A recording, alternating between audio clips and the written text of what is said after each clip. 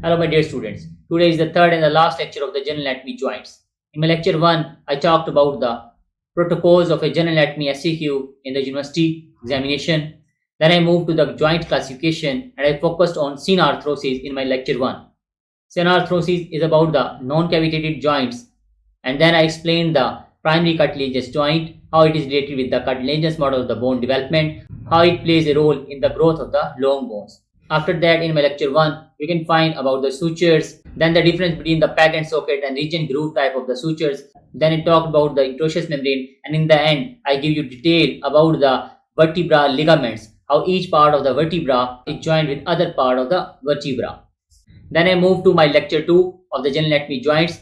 That was basically about the prerequisites of the diarthrosis. What are the properties of the cavitated joints? What a cavitated joint must have? What is the concept of a capsule? What is the concept of the synovial membrane and bursa? What is the concept of the articular surface? What is the role of the articular disc, labrum and meniscus?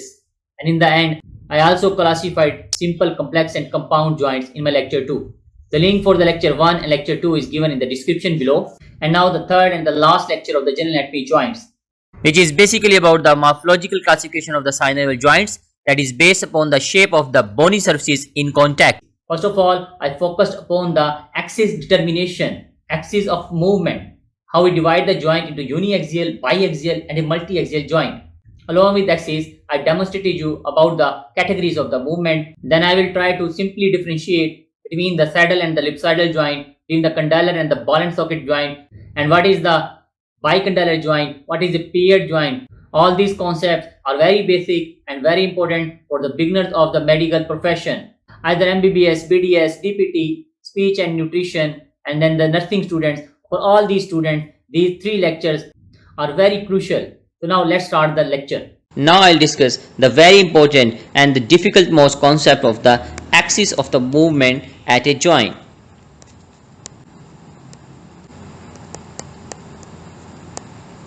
Axis of a movement at a cavitated joint. Look at this video here. You can note down a wheel is moving here and the axis is in the center.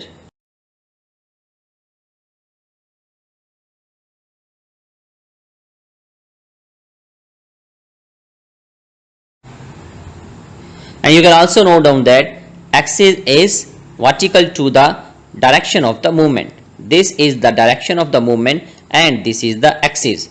So the axis is always vertical to the direction of the movement. Axis of the movement is frequently asked in the multiple choice questions. Majority of the students are always confused about the axis of the movement. They cannot understand the axis of the movement and they cannot determine the axis of the movement. So they go for rata and finally end up with blunders in their exams. With the help of this model, I will try to simplify the concept of the axis and the movement, and after watching this lecture, the axis will never be an issue for you. Look at here, this is a wheel which can rotate. Note down during rotation, there is a point that doesn't move. Note down, there is a point that doesn't move. This point is in the center which doesn't participate in the movement, and this point is known as the axis. You can also note down that the wheel can move in a clockwise direction, the wheel can move in a anti-clockwise direction, but the axis is single. Now there are 3 kinds of directions the wheel can move. Either the face of the wheel is towards the top, either the face of the wheel is towards side, either the face of the wheel is towards the front. But there is one problem. We can observe the movement, but we cannot comment on the geometry of the axis. For that purpose, we have to look at this activity from the side view. So from the side view, we can clearly look at the axis and we can note down that axis is vertical. Now I'll show you the second category of the movement. This is the second category of the movement. We can see that there is a movement on the wheel and in the center there is no movement. Wheel can move in a clockwise direction and wheel can move in an anti-clockwise direction. In the center is the axis. But again, For deciding about the geometry of the axis, we have to look at it from the other side. From the other side, the axis is very much clear, and this axis is transverse axis. Now coming to the third direction of the movement, that the face of the wheel is towards front. First, the face of the wheel was towards top, then the face of the wheel was towards side, and now the face of the wheel is towards front. From front view, you can observe the movement. The movement can be clockwise, can be anti-clockwise. So two directional movement, but the axis is single. For deciding the axis geometry, we look at the axis from the side, and you can note down the axis is anteroposterior. The axis runs from front to back. We're looking at the front. For the movement, the axis is running from front to back. Now I'll demonstrate three sets of movements. The three sets of movements, one is flexion and extension, one is clockwise and other is anti-clockwise. Second set of movement is the abduction and adduction. Again, one is clockwise and other is anti-clockwise. The third set of movement is the medial and the lateral rotation. Medial and lateral rotation, one is clockwise and other is anti-clockwise. Keep in mind, in all these set of movement, either the movement is clockwise or anti-clockwise, the axis will be one. So there will be one axis for flexion extension, there will be one axis for abduction adduction, there will be one axis for medial and lateral rotation. I will demonstrate here. This is the front view of the anatomical position, and this is the side view of the anatomical position. This is the upper limb, and you already know that moving upper limb towards front is the flexion and moving upper limb towards back side is the extension. You can also note down that flexion is anti-clockwise and extension is clockwise. If we complete this circle like this, note down where is the axis. This is the axis in the center. But as I have already told you that for determining the axis geometry, we have to look at the other side. So this is the axis, and from this side we can see that this is the axis, and this axis is the transverse axis. So always remember, flexion and extension are the movement in the transverse axis. Now the abduction and adduction movements. This is the upper limb, and you know that moving upper limb away from the midline is the abduction, and moving back towards the midline is the adduction. You can note down abduction is clockwise and adduction is anti-clockwise. Now if we complete the circle here, note down where is the axis. This is the center, and here we have got the axis. But for determining the axis geometry, we have to move to the other side. Here we can see that this is the direction of the axis, and this axis is anteroposterior axis running from front to the back side. So always remember, abduction and adduction use the anteroposterior axis. Now the medial and lateral rotation. It's very tricky to make a concept of medial and lateral rotation. So first look at this video.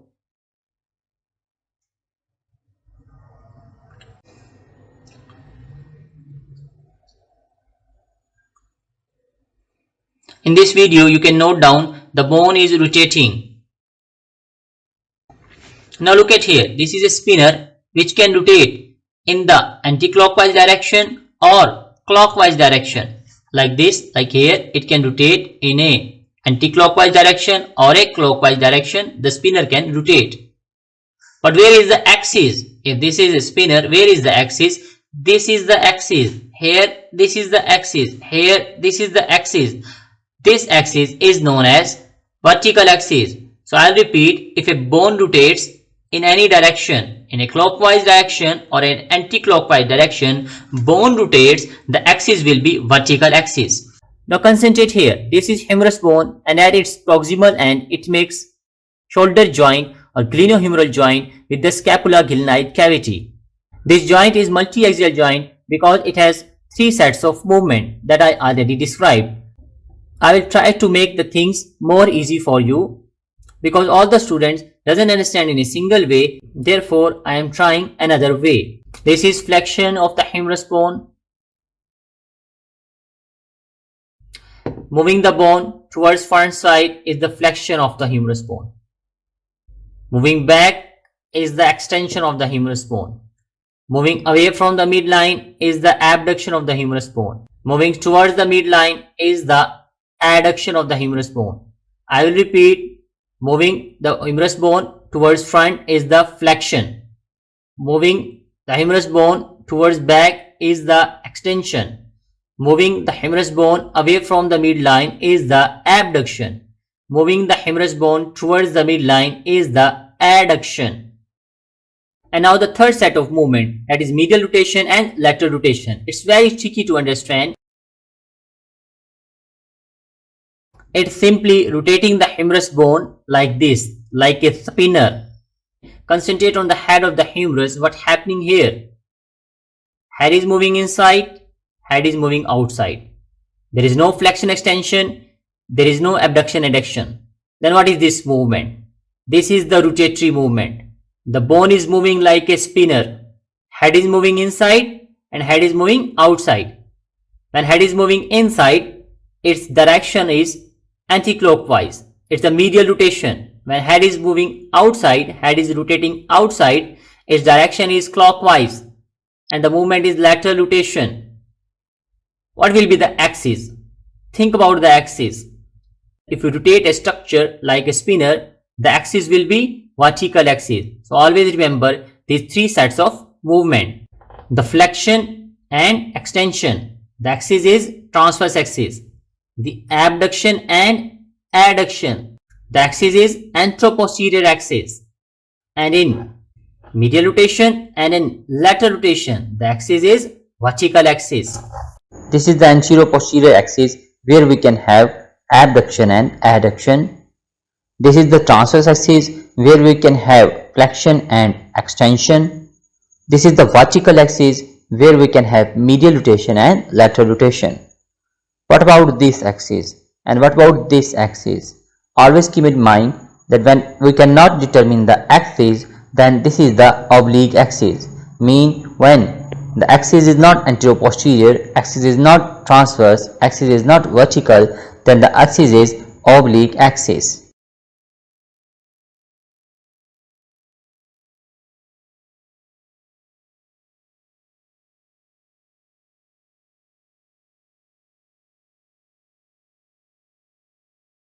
Now the important most topic that is frequently asked in the university examinations, morphological classification of the cavitated joints.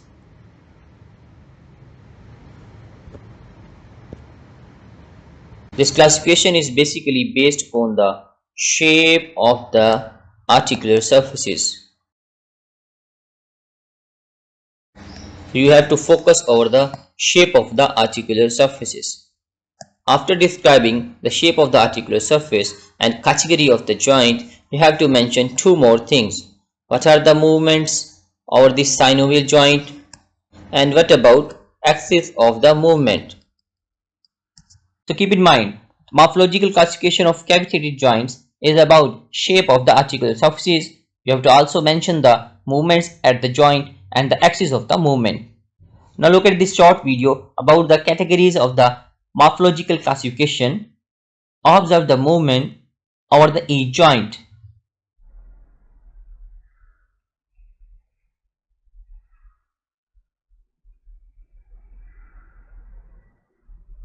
These are the categories of the morphological classification you are just watching.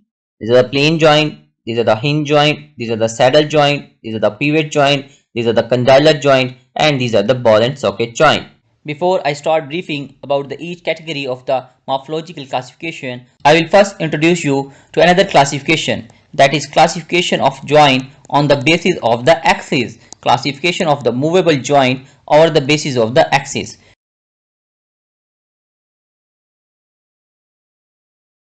According to this classification, a joint can be uniaxial joint, a joint can be biaxial joint, and a joint can be multi-axial joint. Now you clearly know that we have got four axes. The axis can be vertical axis, the axis can be transverse axis, the axis can be anteroposterior axis, and the fourth category is oblique axis. If there is one axis, then the joint is uniaxial joint. Keep in mind, one axis is two set of movements. What is biaxial joint then? A biaxial joint is a joint which has got two axes. Out of these four, any two, vertical, transverse, anteroposterior or oblique, any two axes are present in a joint, then a joint is biaxial joint. Then what is a multi-axial joint? A multi-axial joint is a joint which has got more than two axes. It can be three, it can be four, more than two. Out of these four, more than two axes are present on a joint. The joint will be a multi-axial joint. Here I will also assign the axis a movement category. Movements has also got categories that I haven't mentioned before. The movement can be rotational movement. The movement can be angular movement. The movement can be angular movement. The movement can be a gliding movement, and a movement can be a circumduction. So there are four categories of the movement: rotational, angular, gliding and circumduction.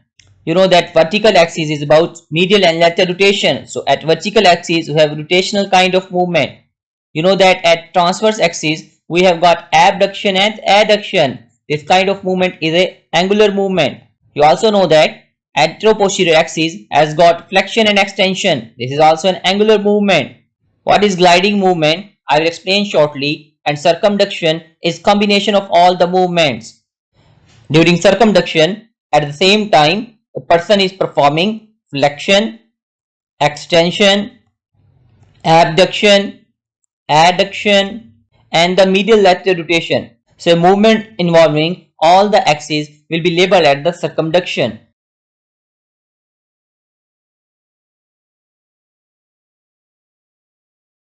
Now the first category of the morphologically classified synovial joint. This is the plane joint. Note down the articular surfaces that are in contact with each other. These are flat. So when opposed bony surfaces are flat, the joint is plane synovial joint. The plane synovial joint are slightly movable, and we can only have a gliding movement here. Just a gliding type of movement over the plane synovial joint. Look at here. This is the sternum and this is the clavicle.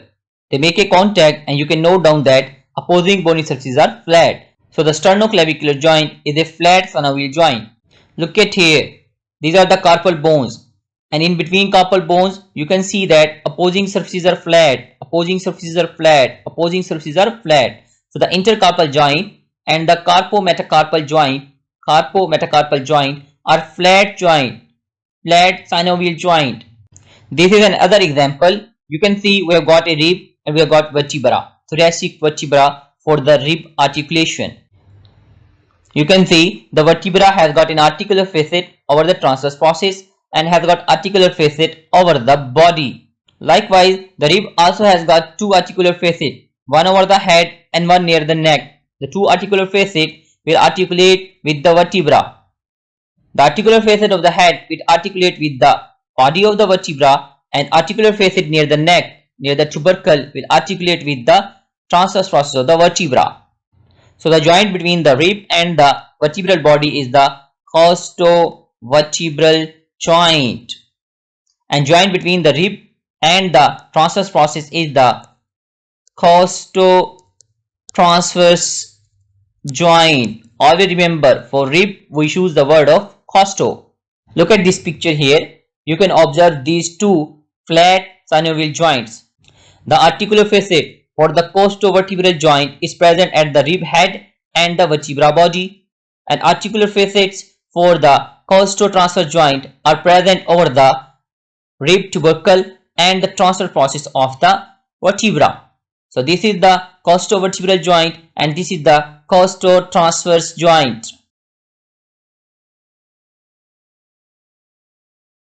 Now the next morphological category of the synovial joint is the hinge joint. Look at here. What is this? In the market, you purchase this structure with the name of hinge. This is named as hinge. What is the function of this hinge? This hinge is present over our doors and moves the doors. And you know that with the help of this hinge, door can move in two directions.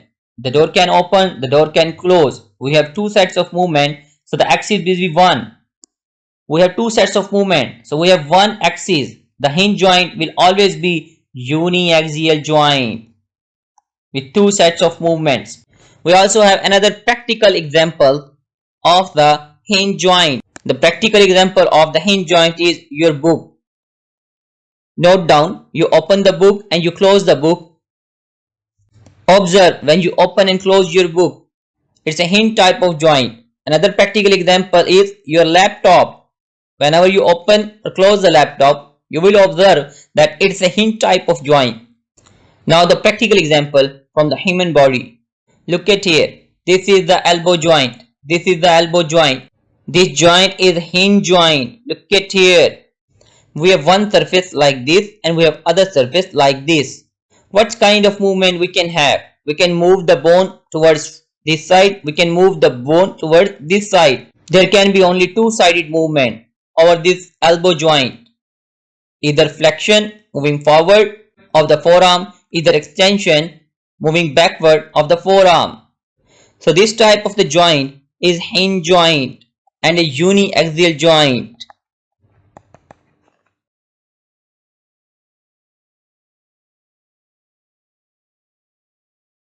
Now the next category of the morphological classification is the pivot joint. What is a pivot joint? Look at here. In the center we have got a pivot and this is the collar. And the pivot moves in a clockwise direction or in an anti-clockwise direction.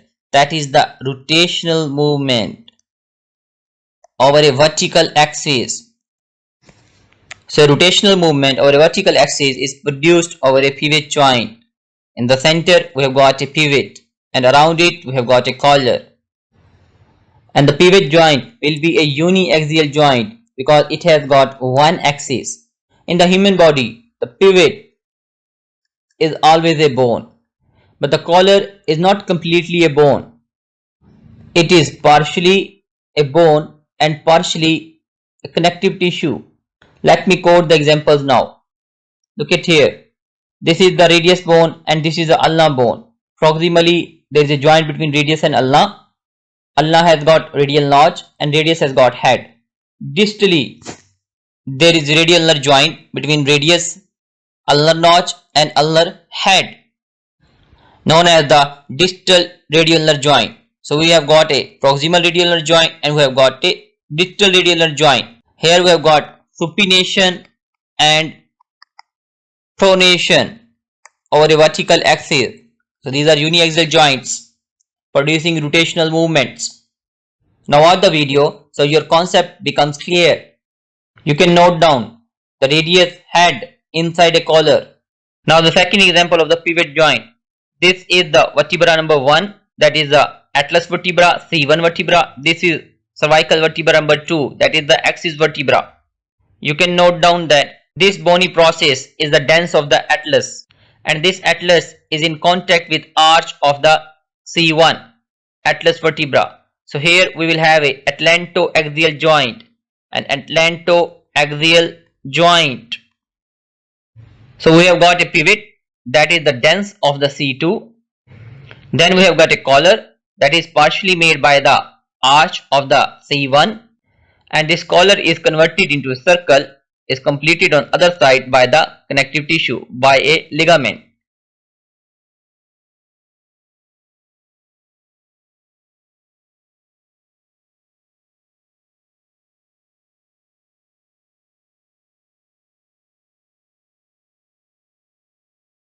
Always remember, this joint is in midline and it rotates our head and the rotation leads to no movement. When we say no, we rotate our head over this atlantoaxial joint and we say no. So the no is a rotational movement over a vertical axis, and this joint is a pivot joint, a uniaxial joint. Now watch this video and observe all the facts that I have mentioned. This is a pivot joint.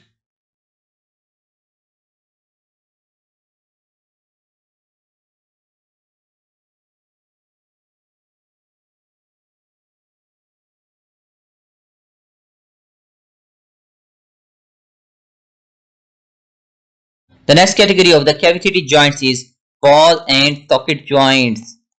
Ball and socket joint. This is also known as the spheroidal joint.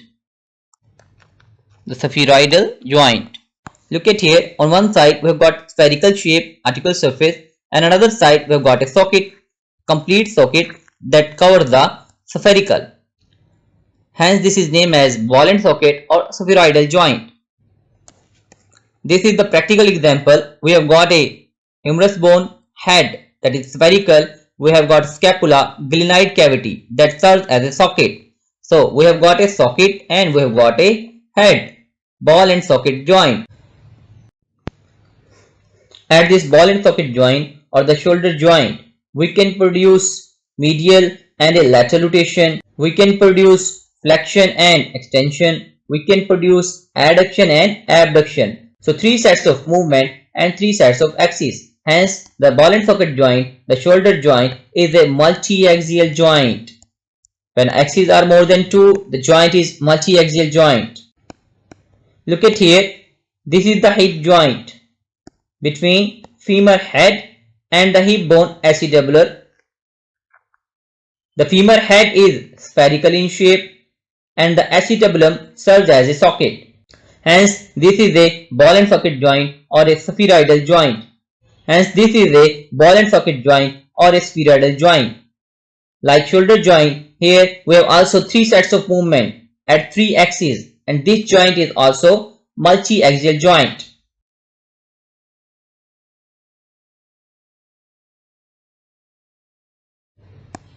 Now the next category is condylar joint, a cavitated joint, a synovial joint, and basis of the name is shape of the articular surfaces.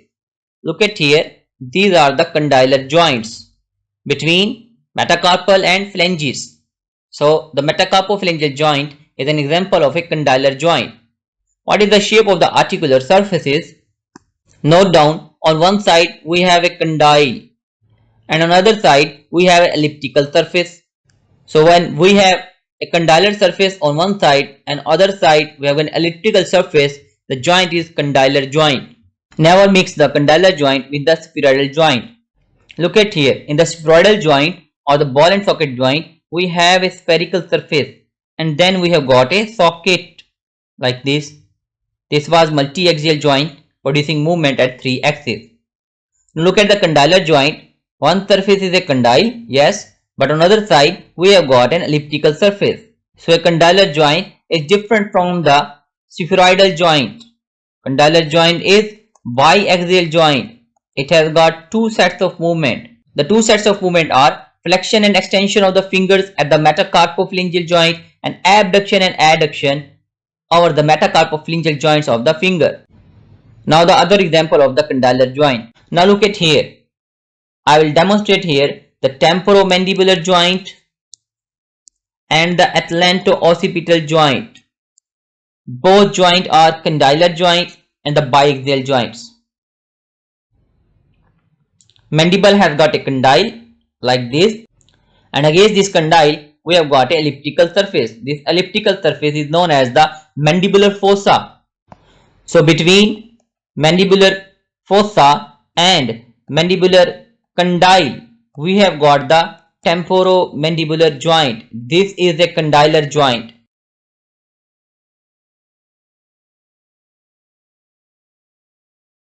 Now I explain the term of the bicondylar joint. What is a bicondylar joint?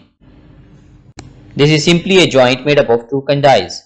This is the occipital bone which has got 2 condyles, and this is C1 vertebra, atlas vertebra, which has got elliptical surfaces for those 2 condyles. So this is the atlanto-occipital joint between the 2 condyles of the occipital bone and the 2 elliptical surfaces of the atlas vertebra.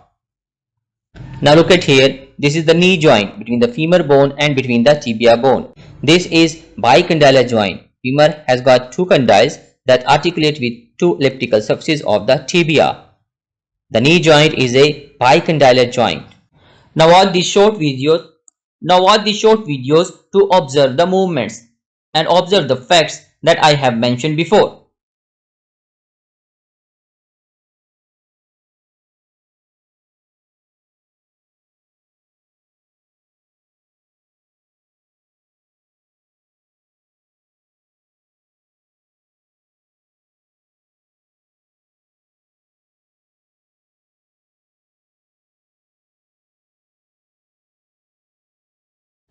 Our next category of the synovial joint is ellipsoidal joint. Ellipsoidal joint. It is also known as a single concavo-convex joint. A single concavo-convex joint. What is meant by single concavo-convex surfaces? Look at here. We will have a convex surface, and against the convex surface we will have a concave surface. So this is a concavo-convex variety of a joint, ellipsoidal joint. Let me demonstrate these facts with the help of example. This is a wrist joint, which is example of the ellipsoidal joint, a single concavo-convex joint. The articular surfaces of this joint are inferior surface of the lower end of the radius and the proximal row of the carpal bones. There is no ulnar bone in the wrist joint. So inferior surface of the lower end of the radius bone is concave, and against this concave surface the proximal row of the carpal bones, the scaphoid bone, the lunate bone, the trichytrum bone join together to form a convex surface. This is the wrist joint between concave inferior aspect of the radius bone and convex scaphoid, lunate and trichytrium. This is the wrist joint, an ellipsoidal joint, a single concavo-convex joint. At the wrist joint, you know that we can have flexion and extension, and we can have abduction and adduction. Flexion and extension is a set of movement that is over the transverse axis. Abduction and adduction is a set of movement that is over the anteroposterior axis. So we have two axes in the ellipsoidal joint, hence this joint is a biaxial joint. Now watch this video to observe the movements at the wrist joint and the shape of the articular surfaces. Now look at here at the wrist joint. Can have flexion, extension, can have adduction, abduction, adduction or ulnar deviation, abduction or radial deviation. These four movements happen at the wrist joint.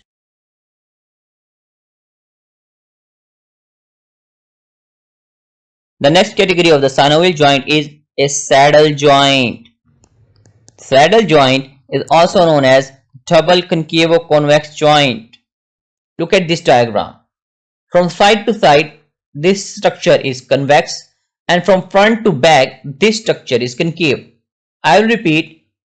Look at this structure. From side to side, this structure is convex. From front to back, this structure is concave.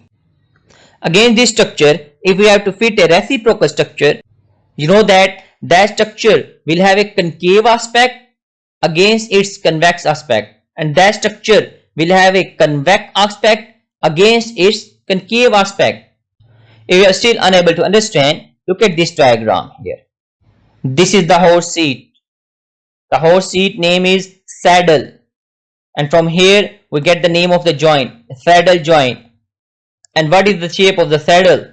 Saddle is convex from side to side. Saddle is concave from front back. This is the shape of the saddle. And when we sit over the horse over its saddle, we have a concave aspect from side to side between our legs that fit into the convex aspect of the saddle. We have a convex aspect over our body which fit into the concave aspect over the saddle. So this is a double concavo-convex joint. Look at here. This is the example of the saddle joint. This is a joint between the carpal bones and the first metacarpal bone of the thumb side. This is a joint between the carpal bone and the metacarpal bone. This is a joint between the carpal bone and the first metacarpal bone of the thumb. The name of the joint is first carpo-metacarpal joint. Look at here. What is the shape of the opposing surfaces from two sides? Each surface has got a convex aspect and a concave aspect. This surface will also have a convex aspect and a concave aspect. So the concavo-convex aspect of one surface fits into the concavo-convex aspect of the other surface. Now we have to count the sets of movement over the first carpo-metacarpal joint. Flexion and extension. We can produce flexion and extension, and we can produce abduction and adduction over the first carpo-metacarpal joint. So the two sets of movement mean two axes and the joint will be biaxial joint. But there is a tricky point at the first carpo-metacarpal joint, that is, we have got an extra movement here. The extra movement here is apposition. Now look at the movements of the thumb. Flexion, extension, flexion, extension, adduction, abduction, adduction, abduction, opposition, opposition, opposition. These five movements are happening at the saddle joint, first carpo-metacarpal joint.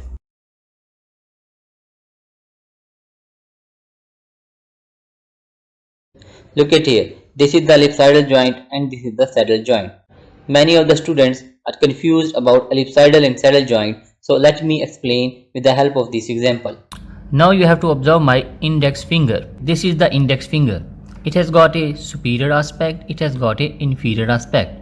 The superior aspect is convex and inferior aspect is concave. If we make a joint between the superior aspect of this finger and inferior aspect of this finger, look at here. This is a joint between one convex surface and one concave surface. The inferior one is convex and the superior one is concave. This is ellipsoidal joint, a single concavo-convex joint. Now again look at my index finger. From side to side it is convex, and from proximal to distal it is concave. From proximal to distal it is concave, but from side to side it is convex. Same is the other finger. Side to side it is convex, and from front back it is concave. We make a joint between two fingers like this. Look at here. Each side has got a convex side and a concave side. Each side has got a convex side and a concave side. Each side is concavo-convex. And when they make a joint, we say this is a double concavo-convex joint. This is the saddle joint. The difference between ellipsoidal joint and saddle joint is one is single concavo-convex and the other is double concavo-convex. Both are biaxial joints.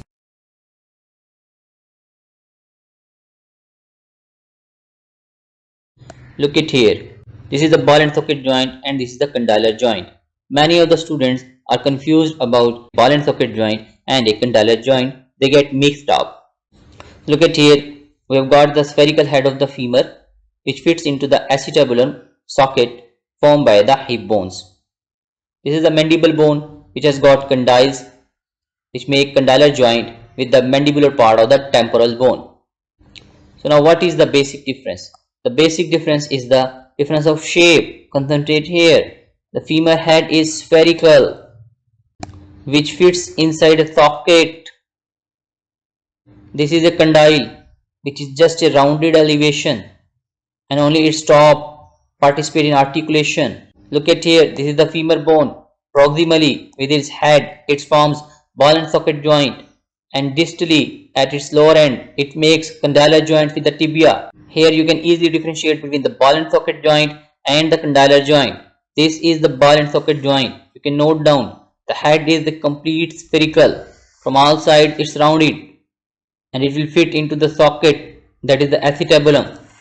These are femur condyles which are rounded elevations and has got articular surface just at their ends, and against these condyles They have got elliptical articular surface, just an elliptical articular surface, not a socket. This is the difference between the spheroidal and the condylar joints.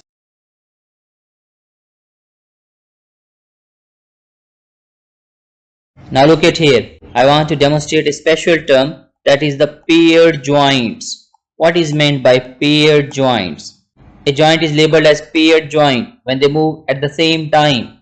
When one joint moves, other has to move. There is no choice. Both joints will move at the same time. So they make a pair. This is a paired joint.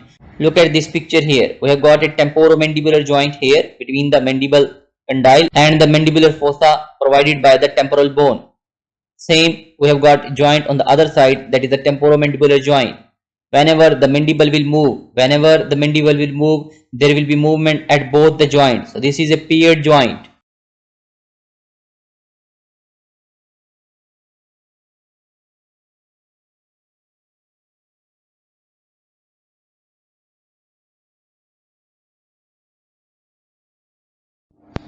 Now look at here. This is the radius bone and this is the ulna bone. Proximally they make a joint, that is proximal radial ulnar joint, and distally they also make a joint, that is distal radial ulnar joint. These are also the paired joint. When one joint will move, the other joint has to move. There is no other choice. So they make a pair and we say that this is a paired joint.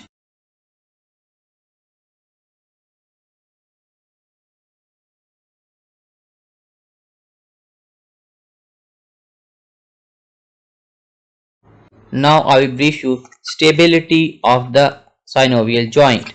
When you are asked about stability of the synovial joint, you answer about capsule which make the cavity. Yes, this is a stability factor.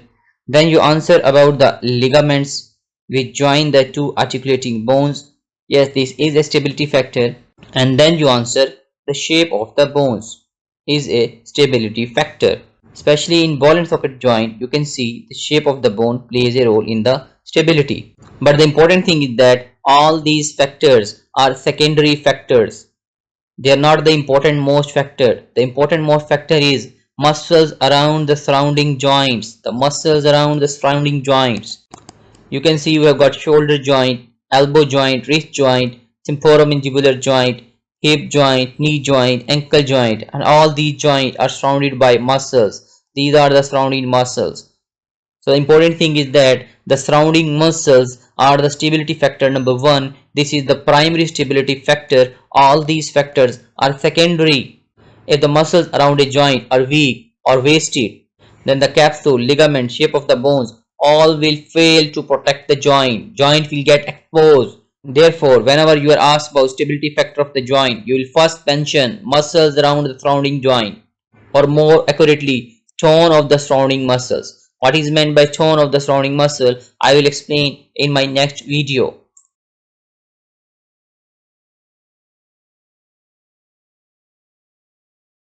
Now I will talk about the secondary cartilaginous joint. The secondary cartilaginous joint is also known as symphysis. As you know, the joint is contact between two bones, but what kind of contact in this joint we have? Let me explain. In these joints, the two bones are united by the fibrocartilage. In between the two bones, we have got the fibrocartilage. The two bones are united by fibrocartilage, but there is a special fact. The special fact is that the adjoining surfaces, the in contact surfaces of the bones are lined by hyaline cartilage.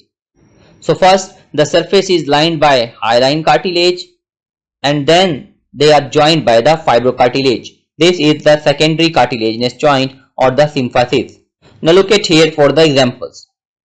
You can see that we have got vertebra and in between the vertebra we have got the intervertebral disc. This intervertebral disc connects the two vertebra and we have got a joint. This joint is the secondary cartilaginous joint. Look at here, we have got two hip bones and in between two hip bones we have got a cartilaginous connection. Cartilage connects the two hip bones in the front midline. You can also note down here, two hip bones are united by the fibrocartilage. This is pubic symphysis. Pubic symphysis. Now look at here, we have got sternum and we have got manubrium. In between we have got a joint. This joint is also secondary cartilaginous because two bones are united by the fibrocartilage. You can also notice all the examples that I have quoted are in the midline. The intervertebral disc are in the midline. The menubosternal joint is in the midline of the body. The pubic symphysis between the two hip bones is in the midline of the body. So in general, we can say that scaphoid cartilaginous joint is present in the midline of the body. Now look at here. This is the sacrum bone. You can see this is one bone. But actually, this is not one bone. This bone is made by union of the 5 segments of the sacral vertebra. The 5 segments of the sacral vertebra have been fused here, becoming one sacrum. So we name this bone as sacrum bone. When a joint becomes bone, the term is synostosis. Always remember, whenever a joint becomes bone, we say that this is synostosis. So sacrum is an example of synostosis. This is all about today's lecture. My next lecture is about how to describe a gross anatomy joint. This was about the general anatomy of the joints, and with these basic concepts, if you have got good knowledge of the general anatomy joints, then gross anatomy joint will be very much easy for you. I will demonstrate how these concepts will help us in easy demonstration of the gross anatomy joints. So wait for the next lecture, that is how to describe a gross anatomy joint.